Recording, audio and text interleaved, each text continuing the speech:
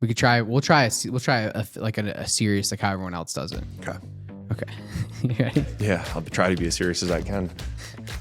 Like, don't be serious at the point. Okay, so why Brooks is here is because I might have a stroke if I continue to try to do everything myself. Shut up, Mikey. Okay. Could that be the intro? Okay, so we have a big announcement. It's a huge announcement. We're super excited about it. I'm super excited about it specifically. We've been talking about doing something like this for like over a year. This particular gentleman has been talking to me about this particular announcement for 6, 8, 9 months, 10 months, something like that. A long time. We were chatting about it, and we actually should have done this announcement like 2 months ago, because as of 2 months ago, we have a new vice president of sales, and his name is Brooks Belhart. Welcome to the team, Brooks.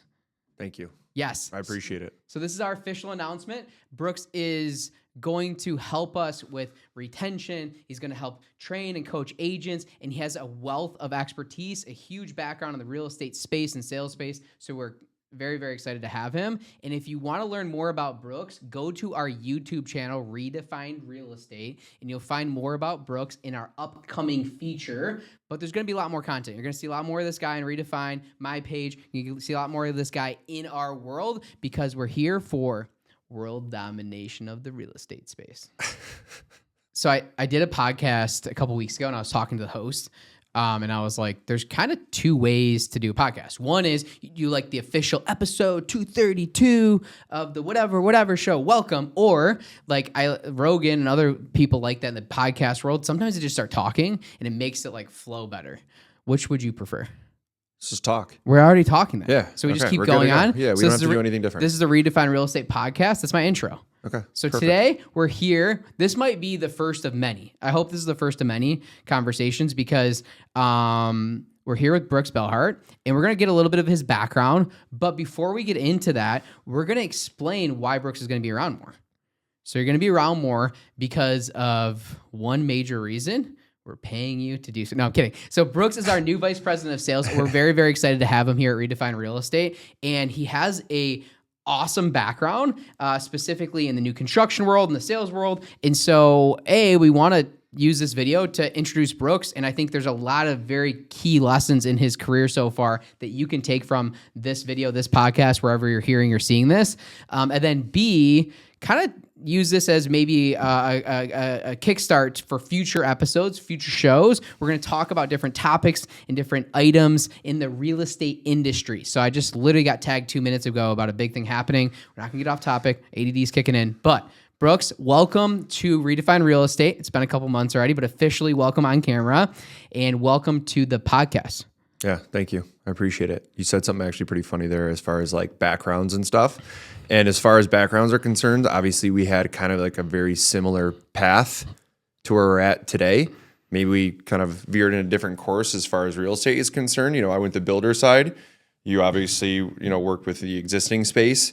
But like our starts, very, very similar, right?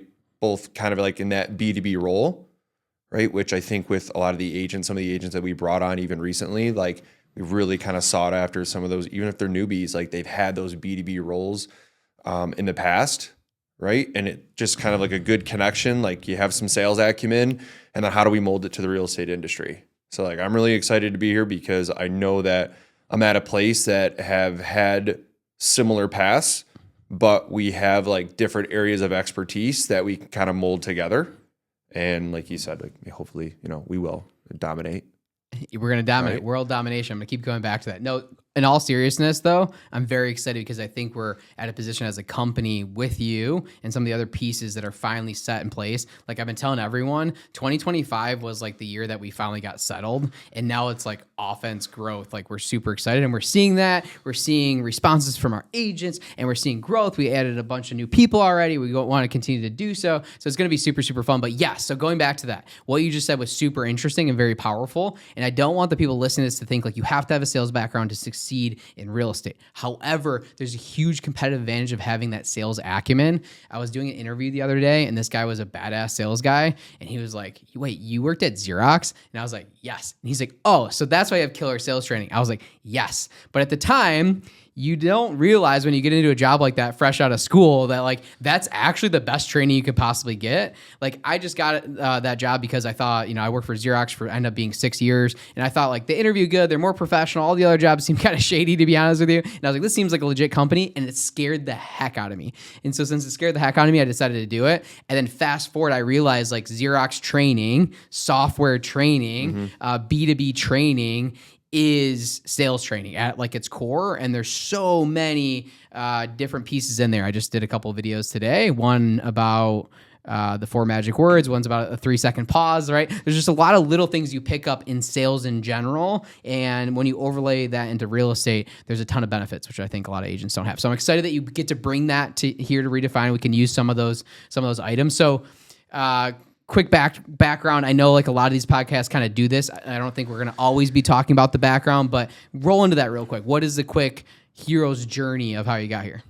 Yeah. I mean, coming out of college, I went right directly into a B2B based role at a company called Tata Technologies, Indian-based company, selling engineering software to tier 1, tier 2 suppliers. I had absolutely no clue what I was selling, right? Did that for a few years, and that was, I guess that was like the biggest thing to me. It wasn't something like one, tangible, 2, didn't know how to use, right? I was good at selling it, but like if you actually asked me like what I didn't know, right? Like I didn't know how to use the actual product that I was selling, right? And, then kind of like spearheading that on towards like finding a role in, like the real estate industry. I went directly into builders. I had, everyone has a story of like, why you got into real estate. Like it's usually like a family friend, colleagues or something that kind of like pushed you within that direction. I could say that I had, family that, were builders, right? Investors, things of that nature, which was true, 100% true. But I just found it more of like something that like caught my eye, caught my attention, was fun to do, right? Fun to be around the people that kind of were in the industry. I made kind of like what you did, like a huge jump. I went from something where, a salary-based role, right? Roll it in and tie in commissions to that. And then I all of a sudden went into something that was just 100% commission, right? I went to a builder that initially that was just 100% commission. How did you, sorry to interrupt, but I'm big on this right now because again, just going through, I've been thinking heavily about my journey, and then I've been thinking heavily about all the different agents that we have and the future agents and the different phases of their career, right? And not that I'm hyper focused on brand new careers, but how did you see the industry, feel about the industry? Where was your mindset and your feelings of like when you looked at it? You're like, hey, I do software sales, and there's this opportunity. Like, what was like your thought process when you got into it? I kind of wanted to picture kind of painted a picture of my future. Right? Like where I wanted to be 10 years, at the time I had, a stepson, a baby on the way, a newborn that was on the way. And yeah, some people I know, I remember my parents saying like, you're an idiot. Like, what are you doing? Like you're going from something that's kind of like that safe thing. And I think that's one of the things that kind of caught my eye. Like, this is safe. This feels safe. Right. But this, feels like, I don't know, interesting, but like kind of like dangerous to get into. And it kind of gave me a sense of like energy and like kind of like, I'm going to prove someone wrong here. Right. I'm going to prove someone wrong. I'm going to get into it. I'm going to push forward. I'm going to, and I have like, having a wife, having a stepson, having a kid. I was building a house at the same time of doing this. Right. So those things, and like, I'm like, okay, this will help actually push me. So I have no concern of like being in a 100% commission job. Like I know what I have to do. I know what I have to get to. And I think anyone can actually find that, right? Anyone can find a reason of why they need to get from A to B, right? Like there is things that will push anybody. They just have to dig deep and find them. And I found them. And I got into that. So I worked for a smaller, Metro Detroit regional builder, let's call it, for 3 to 4 years. And then I made the jump from there to go to a more national, larger builder. Did so just to kind of like gain some additional experience, something that was, corporate builder base, right? They had a lot of, the trainings in place, right, to help you grow, just larger at scale, more communities available, more cities, right, to actually kind of dive into and understand. Did that for, let's call it 7 years, and a lot of different experience within, opening communities, helping manage a team. And then I talked to you. And obviously we went to high school together years ago. Nemish as well was obviously on the leadership team. And, I just, after talking, I don't know, the 5, 6, 7 times that we spoke over, months, I just found like a connection. Like I was, again, felt that like jump. Right. Yeah, it's interesting that you said that because, like, for me, I called, like, when I started Xerox, I call it fear. Like, I was scared of it. It was like scary. It was like, whoa. It's kind of like back in the day you're dating, like, there's like the one chick at the bar that's like, she's like too hot to talk to.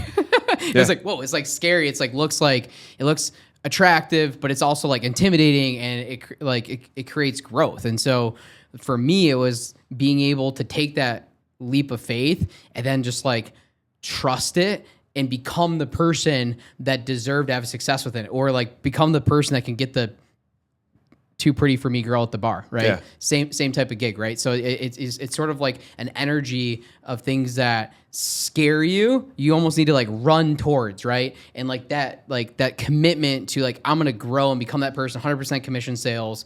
You don't have, you have the baby at home, you got the kid, you're building a house, you have all these things going on. You're like, I'm going to run towards this thing. I think is what successful salespeople have, and definitely successful agents have in our industry. And so if you're in the industry and you're having trouble kind of getting over that hurdle, getting through that, I think you hit the nail on the head. It needs to come from internal motivation. Mm-hmm. You can watch videos, you can watch Gary Vaynerchuk, you can watch Hermosi, you can watch whatever your Goggins, I don't care. There's like Layla Hermosi. I'm just trying to think of motivational people that pop in my head, right? You can watch these people and get inspired, but motivation comes from inside, right? So you have to be able to package that, find it, and then run towards something that's scary in sales. And that's why most people do not do sales, and most people cannot have success in sales. So it sounds like you found that and you're able to run towards that, right? And that was one of the things that we talked about and that I liked along the way. The other thing that I liked about Brooks a lot, we talked to a few different candidates for this position, and the thing that I really liked about Brooks is he is a chameleon of sorts. I feel like you can wear a lot of hats and communicate with a lot of different types of people. And I just remember like seeing him at Build Jobs at his old company, and it's like he would literally be like, some days he'd be like walking the sales model, he had a suit on and like super professional, and some days he's got his work boots on, he's covered in mud, he's like willing to put in the work to like do whatever it takes to have success. And so that like work boot ethic, I think, is something that like we can carry over into this space. So you ran towards fear. What changed in the real estate space, or what's like one of the bigger things that you think is different from when you first started and looked at it to where you're at now? Obviously, you learned a lot. It's been many, many years, hundreds of sales, but what had changed along the way? The real estate industry is constantly evolving, constantly changing. I went through trying to sell new construction houses during COVID.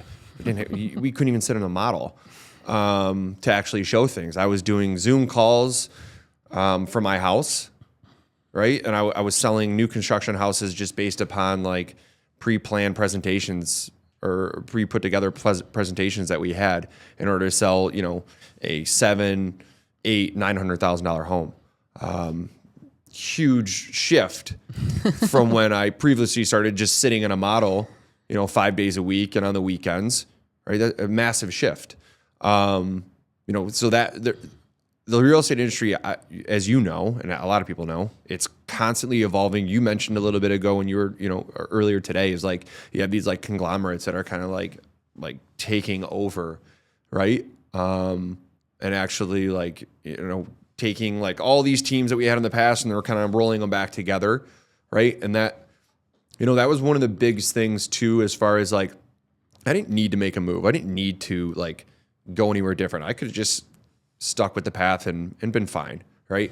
I think the biggest thing that stuck out to me here was kind of like how you'd always described it to me, like in the very beginning stages when we talked, was, you have these like this old school way of doing things, these old school brokerages, right? And then you get like kind of these massive teams, and you wanted something that kind of molded right in the middle and that was like a fit for everybody, right? So again, like this place has caused, like a disturbance, like in the forest, let's call it, right? I don't know, for the Star Wars people that are out there, but it really has. Like, and I saw that, and that's what was exciting to me, right? It was something that was different. It was you built this thing from the ground up. You had a story that went along with it. You're really good at actually kind of like pushing that story out to others, and people really believe in it. A lot of the times when you get into this industry, you get fed BS too. You get fed BS from these massive teams. You get fed BS from these old school brokerages, right? Of why you should be here, why you should be there. And then a lot of people that I talk to even now, like they get into these places and they're like, nothing is happening from what was actually said. What I'm most excited about is the fact of what you and I talked about in the initial stages of coming here to where I'm at today. Everything has been as advertised, and it is. And I go home and say that, like, everything is as advertised. You were as advertised. You're extremely like this massive like visionary person, right? Which is really helpful to me because like it helps me kind of grow and like get outside of my box as well, and think. And so I guess that coincides with the real estate industry, how it changed, and that it is ever evolving. It's always nice to be also in a place where somebody is always forward thinking, right? And he's always trying to evolve to get better and better. Yeah, I appreciate that. What's interesting about, to me, I'm obsessed with learning this industry and then just business as a whole. So trying to take as much as we can from outside the industry and apply it to the industry. Mm-hmm. And if you start looking at businesses and how they work, especially in today's world, like there's so much funding, right? You get these massive, like people get massive checks to build the company. And there's nothing wrong with building a company that way. It's just the way that we've had to build this company is bootstrapping it, right? Like one commission check at a time, slowly adding each brick at a time to get to the point of like, okay, first we wanted to build a team, then a brokerage, then we did the build out the building, and now like we're at a really interesting place. But what's good and impactful about that is that it has to be intentional and it has to be something different. No one needs another real estate brokerage. It's like the last thing people need is like, there's literally thousands of real estate brokerages in our market alone. No one needs another real estate brokerage, but I think the industry is going to go through some massive changes and they need a new way of thinking about it. And so call it a team bridge, call it whatever you want, but taking the team model and the benefits from that and merging it with the old school brokerage model, which a lot of people want, that independence, their own brand, all that stuff and molding it into one example or one company is going to be the example of the future, I think, for successful teams. And I've studied this like in depth. I've looked at hundreds of brokerages, thousands of brokerages across the country. We study in depth. So thank you for saying that. That was one of the questions that I had is, what is different than you thought? Going through the interview process, obviously it's only been a little bit, but what's different from our conversations, what you thought about Redefine compared to what you found out? Is there anything that sticks out? Yeah. So I mean, one of the, like, I came from like the builder world. It came from a large national builder, right? Have plenty of, has a marketing department in place, hundreds of employees that work within a marketing department. They have these processes, they're great. They are great. They have good trainings. They have, a lot of good things in place. But I think the biggest thing that kind of, one of the biggest hangups for me previously was, you have these ideas, you come up with these ideas, you want to implement certain things, and you always got to pass it by your dad, right? So like the biggest thing that I think surprised me when coming here is like how fast paced it is, right? We have an idea, it gets implemented, right? And it doesn't take 3, 4, 5 weeks, 3 months. It doesn't take that. No, like it is something like, all right, we're going to work on it right away. We're going to get to it right away. We think this is, it's also like testing things, right? Like you have to go at that fast pace so you can test different things and see what's going to work, right? And I think that's one of the biggest things that surprised me. I guess it's not like it surprised me, but like just like expectations from things that of where I've been in the past. Like that's what things take time, right? But here I think like obviously like my expectations now, like from today moving forward are like, we're going to come up with ideas, right? We're going to implement them. We're going to see what works, right? And we're going to continue, we're going to rinse and repeat. We're going to keep doing the same thing over and over again because we're constantly trying to evolve. You're constantly trying to evolve. You're constantly trying to be better. I think that's what like a lot of agents out there that, are, in need of something, right? They need to recognize like a place like this and, constantly trying to evolve and not constantly always trying to ask dad for permission.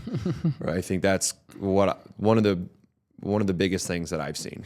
So going back to, we talked about a little bit of the B2B world. And when I was at Xerox, like I said, I learned a lot of sales training, but it's called the Big Blue, right? Or that might be IBM, but it's Xerox had another nickname too. I might be wrong. It's the Big Blue. It's like that could be IBM. It's either Xerox or IBM, but it felt like that. And that in my head, that's what it was. It's working for this big corporation that like was just slow and clunky. And we were like a smaller outfit, but it was still owned by Xerox. And there were some great people there and I learned a lot, but it's just like, to me, that's not business. And when I think about that business, or I think about businesses that I called on in the B2B world and how slow they moved and how, like, I don't know how companies are staying afloat. And I think that's what is so interesting about business in the entrepreneurial world is that the best ideas come from small businesses. The best ideas come from entrepreneurs. They might get swallowed up by somebody bigger eventually, but the best ideas come from that because we're looking at the market, we're in the weeds every single day, we're in the trenches, and we need to make it work. So it's not like, oh, I'm gonna follow this franchise model or this model or that model. It's like,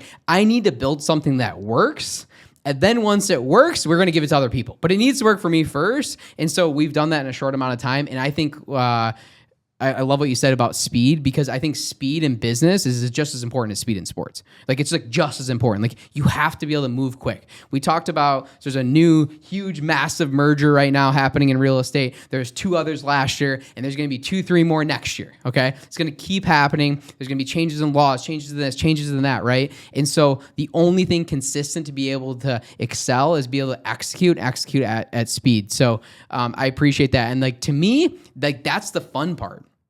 Like, everyone else gets caught up in like, oh, well, there's a new buyer agent contract and there's this and COVID and the market's tough and the blah, blah, blah, blah, blah. It's all just another version of an excuse. But the fun part is it's always changing. And so if it's always changing, it always gives you a new problem to solve.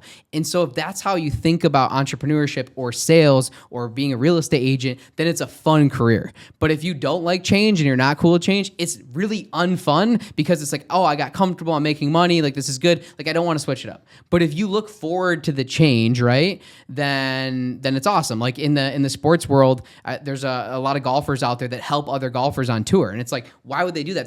They're playing for millions of dollars. Well, they just want the whole sport to rise. Yeah. And if the whole sport rises, then they all get better. They get better. The whole thing's better. It's better for the sport itself, and that's the way that I look at real estate. So I'm always trying to push the envelope and keep moving from there. So as far as like individual items, packages, things that we do, what sticks out for you? Like, our go-to-market, our smart buyer, our smart agent, our buzz built, what sticks out to you of like, wow, like, I know Matt talked about this, but this is way different than I thought.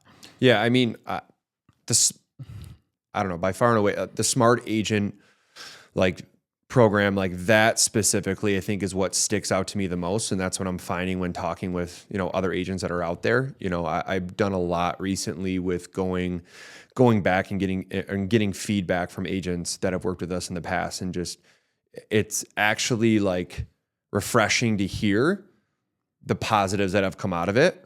I'm yet to hear a negative. Right. And I can't say that I've heard negatives, but it's never been about like the process of working with Redefine, right. And specifically working with the operations team. I think one of the things that a lot of them have noticed is, how involved the entire team is here on every transaction. Right. It's not a lie. Like it is, there's absolutely, like, when we talk about like the done for you services, right? Like, that is what it is. I mean, it's right from the actual very beginning of the process. The entire team is involved. It helps out, it helps out buyers, it helps out sellers, but it also, like, other agents are seeing a massive change in the process of, closing a home with Redefine, right? Because they know that we have the back end support for our agents to get deals done. It helps our agents. Like, we want our agents to continue to grow, to scale, right? We've talked about it. We don't want our agents to plateau, right? So what you have actually implemented, right, as well as, like, the team that's been behind you for some time now, is make it to where these agents here can't plateau, right? They're going to have their time back to them, right? They're going to have time with family. They're going to have personal time back to them, but they're able to scale because they have more time available to them. And I think that's one of the things that a lot of agents are out there, is they just sit there and they get in that kind of, like, I don't know where to go from here. And even, like, in other industries, it's the same thing. Like, if you don't have the right team behind you, you don't know where to go. So you just get stuck in the same path, making the same amount of income, or just having less and less time to be able to do things. And that is one of the biggest things that has stuck out for me, as far as like things that you have built here, is like how to support agents more and more, to give them back more time, give them more freedom, but also to help them scale in a way to get to beyond the goals they even want to get to. Yeah, for me, it's a very interesting business, because two things happen. Either people start somewhere and they find some success, usually through friends and family, and some people can scrape together 2 million, 3 million, maybe 7 million a year, depending on how in depth their relationships are and how good they are at networking and stuff like that. But they get kind of plateaued there, and they can't really move past that, because once you're doing 5 million, 7 million, you're doing it all on your own. You're doing your own purchase agreements. You're doing your own listing contracts. You're doing your own social media. You're doing your own negotiating. You're doing too many things, right? And so they really plateau there. And then you combine that with what I think is, like, the second biggest problem, is that they try a million things, but they never get deep anywhere. So, like, I tried Facebook. I tried Instagram. I'm doing this paid thing. I'm going to try geo-targeting my subdivision. I'm going to do networking. I'm going to do all these, like, so you're doing so many different things where it's like, you're starting to get deals as you get experience, and then you have no support, so you're doing everything yourselves, and you're trying a million different things. You just eventually you're gonna get stuck. And so that happened to me. Like, it definitely happened to me. And so when I got stuck, luckily I was given the opportunity to learn how true teams, not the teams that get a bad rap, how true teams can function, and how you can take all that off your plate. And that completely unlocked the constraint, which allowed my business to go from 30 deals a year to 85 deals a year, just basically me. And so once you hired the team and the assistant and the back end support, so you can go from getting stuck at 20, 30 deals a year to 80 deals a year in the same amount of time. Or you could, be comfortable at 50 and work 40 hours a week like a normal person, but I kept going, right? So I think that's super, super important. So I think the two biggest takeaways for agents, if you're listening to this, number one, when's your first day to hire an assistant? This is your first day, okay? If you're not part of a team, or someone is doing things for you, like real things, like helping with purchase agreements, like contract to close, like helping listing entry, that type of stuff, then you're at the wrong place, for starters. Number two, whether you're new or experienced. And then number two is, don't try too many things. Like, look at a bunch of different things, understand what's out there, but commit to something. And a good way to commit to something, in my opinion, is what I call rules of 100. You need to do something at least 100 times. If it's cold calling, that's not enough. If it's cold calling, it's not 100 calls. It's you do 100 calls for 100 days and then see what happens. If it's social media, do 100 posts in 100 days and see what happens, right? It's rules of 100. If you're going to do open houses, do 100 open houses, then get back to me and let me know how your business changed. But until you get to that type of volume, you don't know. So people do 2 open houses and say, oh, it doesn't work. Even though I know agents selling 50 to 80 houses every single year, only doing open houses as their go-to-market. They'll say social media doesn't work. When agents are becoming millionaires every single day on social media because they know how to use it, but they're not getting deep, right? And so it's a combination of like working with friends and family, thinking that being a real estate agent is doing paperwork and doing all the back end stuff when it shouldn't be, and then trying too many things and they get stuck. Yeah, it's actually when you mentioned that, like I imagine kind of like when I first started at the first builder, I was in a community in downtown Milford, right? And you would think like downtown Milford, yeah, you're in downtown Milford, you're going to get a bunch of people that are just going to constantly show up, right?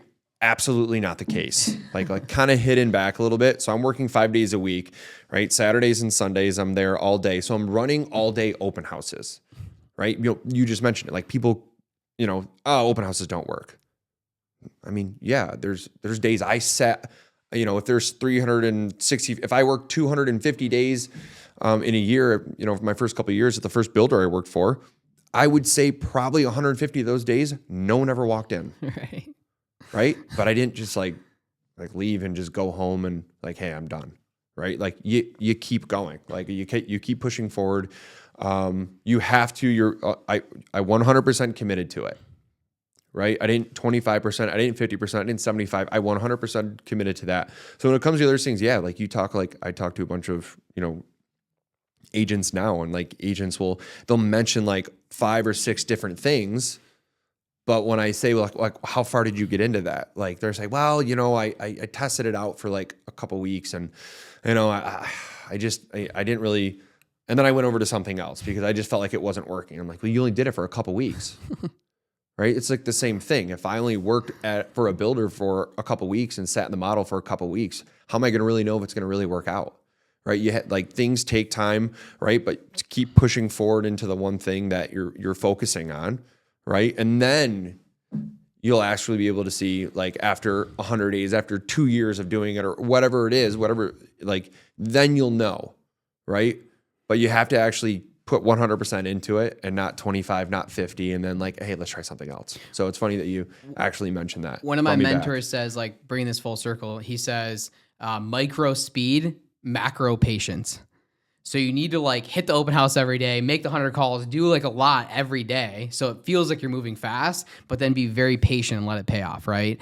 Like anything worth doing takes time. It sounds so cheesy. It's like a social media post. And I was like, but that's why it's the post. Like that's why it's the quote. Like it just takes time. And people have the audacity in our business to get into real estate, to do 100% commission sales and thinking they're going to get time and money and they can do that day one. They're like, I'm getting into real estate. Why'd you get into real estate? I want to make my own lifestyle. This is why life by design is one of our core values as an organization, right? Life by design. So I want to make my own lifestyle. Great. But they don't realize it takes 1, 2, 3 years of real sacrifice of their time to get it back on the back end. They think they can have time and money simultaneously. Mm-hmm. And that's why there's so many real estate agents. That's why 71% last year didn't sell a single house throughout the country, is because the mindset is wrong. The beauty of it is, though, if you sacrifice that time and you work hard and you use speed for the first year, 2, 3 years, then you can live the rest of your life somewhat free. Does it completely stop? Of course not. Are you always working on your craft? Yes. You just turn off prospecting? Of course not. But you can build a book of business and consistently know where your lead flow is coming from. And then it's truly a job. Then it's a profession, then it's a lifestyle, and you have both of those. But most people really get stuck and they don't get to that point, or they're just plateaued. Or a lot of the top producers, this is the worst case scenario, is a lot of the top producers are actually miserable. Like you ever talk to someone like they've been selling real estate 15, 20, 25 years, they're just like really mean people. And like, I think why they're mean is not because they're naturally mean. I think they're jaded from the industry. They're literally juggling a million balls every day. People are going through a crazy emotional journey when they buy or sell a house. There's a lot of emotions that we take on as agents, and they're doing too many things. So they're doing offers every single night, 8, 9, 10 o'clock. They're doing all their own paperwork. They're doing all the contract to close. They're dealing with all the issues. Yes, they sold 15, 20 million and they made hundreds of thousands of dollars, but they're unhappy because their life is not fun. It's not what they wanted. And so very few people, like I've been to conferences talking to people that sell 80, 100 homes themselves every year. And maybe they have like maybe an assistant, but a lot of times not even that. And they just look tired and broken. It's like, the industry can have both, but you need to scale the team and you need to have a plan to get there. And so that's our goal to do so. Okay, cool. So we got the builder background, we got the tech background, we're at Redefine. Like, what are you most excited for of where we're heading? It's been built to grow, right? So we're here, we're trying to grow. We're trying to we're trying to bring, we're looking to bring in agents but we're also looking to grow our agents internally, right? And I see that on a weekly basis. Our Tuesday trainings.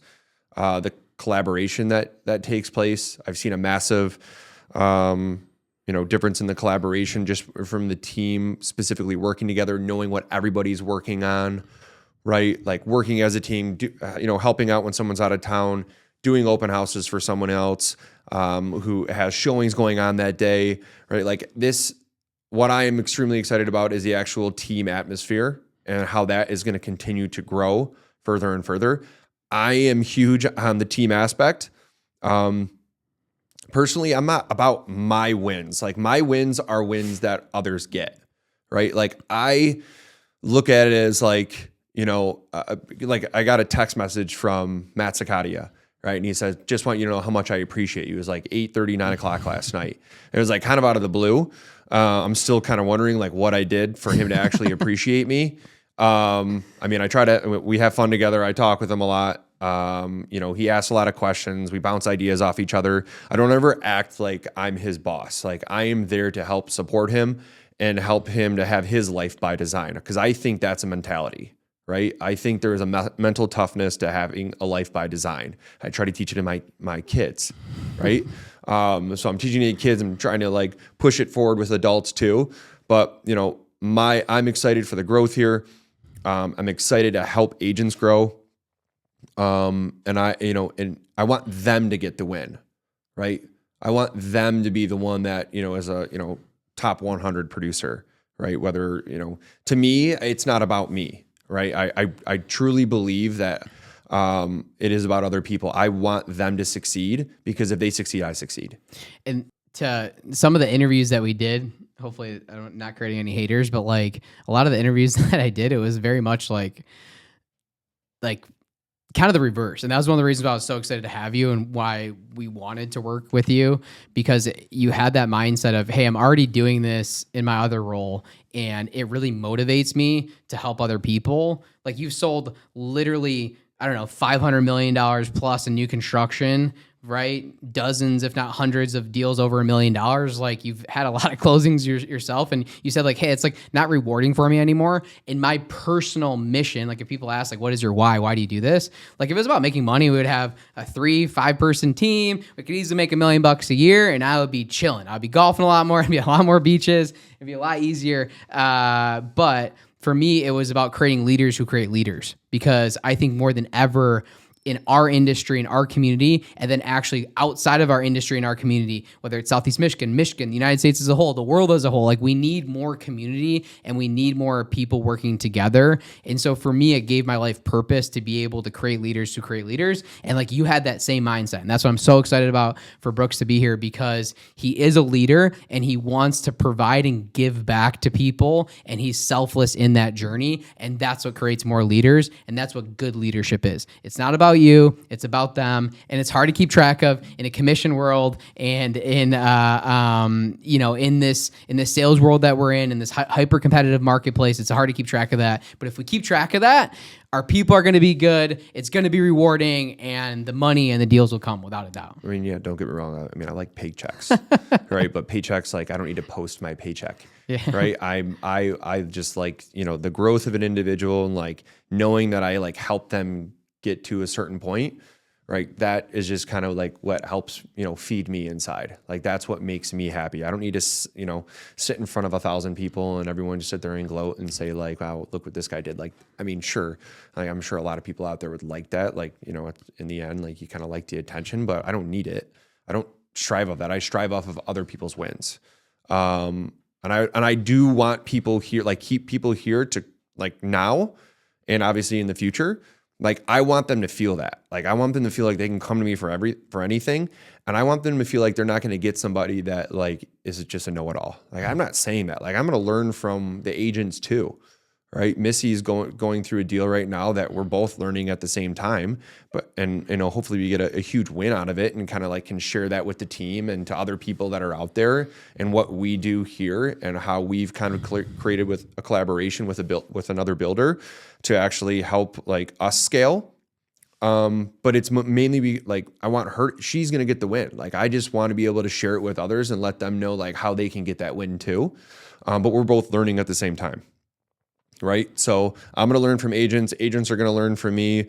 We're going to learn together. we're going to grow together. And, that's, one of the biggest reasons, like, I kind of made that jump is like there is a massive team camaraderie here. And it is not the same where everyone else that says we have a team. Like, we have this really big team. It's so great here. You mention all the time, like, what does everybody say? Like, you go to an interview and you talk with another brokerage, maybe one of these massive team brokerages, and all they talk about is their culture, right? Like, that's all they talk about. The culture here, like what we provide, like all this stuff, but it doesn't mean anything until you actually sit down there and actually work there, right? And hear what I can tell you of being here. And I know other agents have felt it, even as of recently, is like, there is a massive difference here. There is a big difference in the collaboration. There is a big difference when it comes to the word team here. Yeah, I think culture is really just the people that work. Like, people are like, we had the best culture. Like, we curated this culture. You don't curate a culture. Like, that's the thing that I've learned the most about. Like, there's nothing, no matter how much I try to will a certain culture into existence, that's not what it is. The culture is the people in which that you work with, and then how they interact with each other, right? And so our leadership team has been fantastic. I've been so blessed to have the best people around. So between Nemish and Stephanie, like, I have the two best human beings I could ever imagine working with and spending this journey of life with. Now, like, to add you too is like a huge thing for me, right? But the culture itself, you can't manipulate that. Like, it just happens. It's the joke. It's the inside thing. It's like the prank that someone played on each. It's like these things are just curated between the folks that you work with, right? And I think that's what I'm most excited about, getting more and more personalities, making sure we're intentional with people that are aligned with our values and that want to grow and want to succeed. If you look at the Lions are hot in my list of like a comeback team, right? Of being able to, like, what made Dan Campbell and the Lions win. Mikey's laughing because he's not a Lions fan. It's okay. So, but like, wait, hold on. Yeah, Mike. What is a Mikey? Mikey is a Patriots fan. I'm sorry, our video guy. Okay. Yeah, so he's a Patriot. Like, he's a Tom Brady fan. He's had some Super Bowls. No. I grew up in Massachusetts. He's from Massachusetts. So you're just mad he left. He's come back. So, but culture, right? And like, literally, in these four walls at Redefine and with the people that are here, like, the only thing I care about is looking forward to coming to work, right? And so if we do that and we give more than anyone else in town, we have better stuff than anyone else in town, which I'm 100% confident that we do at this point, that's going to be a fun ride. So thank you. Stay tuned. Future podcasts, videos. Brooks is going to be jumping on. We're going to do some different topics, some different things, and we're growing fast. So if you're watching this video and you're local, or maybe you're not local, you just want to learn like how we're growing, why we're growing, what's happening here, anything that you guys need, depending if you're hearing this or seeing this somewhere, let us know in the comments, send us the email, whatever you need, info@listingmi.com. Redefine Real Estate everywhere. Brooks Belhart, thank you so much for being on this podcast and looking forward to future conversations. Absolutely. Thank you. Appreciate it.